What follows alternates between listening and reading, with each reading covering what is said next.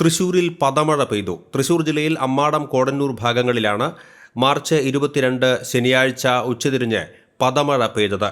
എന്തുകൊണ്ടാണ് ഇത്തരത്തിലുള്ള സംഭവം ഉണ്ടാകുന്നത് എന്നതിനെക്കുറിച്ച് കൃത്യമായ വിശദീകരണം ഇനിയും ലഭ്യമായിട്ടില്ല. സോപ്പിൻ്റെ പത പോലെയുള്ള ഒരു ഫോം രൂപപ്പെട്ട് അത് ഇങ്ങനെ താഴേക്ക് പതിക്കുന്ന ഒരു സാഹചര്യമാണ് അമ്മാടം കോടന്നൂർ ഭാഗങ്ങളിൽ ഉണ്ടായത്.